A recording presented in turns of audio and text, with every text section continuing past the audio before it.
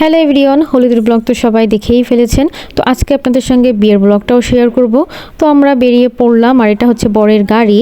বর ওয়েট করছিল, আর এদিকে বর একটু ফটো সেশন করে নিচ্ছিল। বিয়ে বলে কথা, ফটো সেশন তো করতেই হবে অনেক অনেক বেশি করে। তো এদিকে হচ্ছে বর গাড়িতে অলরেডি উঠে পড়েছে, বরের বোন, বরের বোনের হাজব্যান্ড। আর এদিকে হচ্ছে আমরাও গাড়ির জন্য ওয়েট করছিলাম, আমরাও গাড়িতে উঠবো। তো খালামণি হেঁটে হেঁটে আসছিল অনেক দূর থেকে।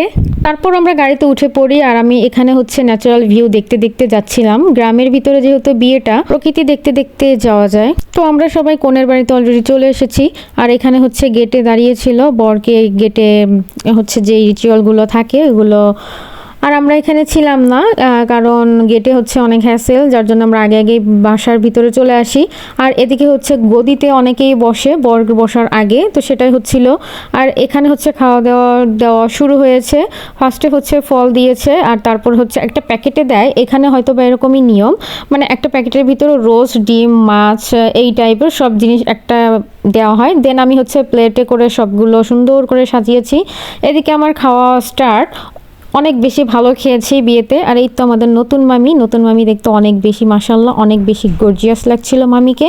সবাই মাশাল্লাহ বলবেন, আর সবাই নতুন মামা মামিদের জন্য দোয়া করবেন। মামির লেহেঙ্গা আর গয়না সব কিছু মিলিয়ে একটা বেস্ট কম্বিনেশন আমার কাছে মনে হয়েছে। এদিকে মামি অলরেডি আমাদের বাসায় চলে এসেছে। তো এখানে হচ্ছে মামা ধরে নিয়ে আসছিল মামিকে স্টেজে ওঠানোর জন্য। তো নতুন বউ বাড়িতে আসার পরে যে রিচুয়ালগুলো থাকে সেগুলো এখন করা হবে। তো নতুন বউকে এখন হচ্ছে বরণ করে নেওয়া হবে, আর দুধ ভাত মিষ্টি এগুলোই খাওয়ানো হবে দুজনকে একসাথে।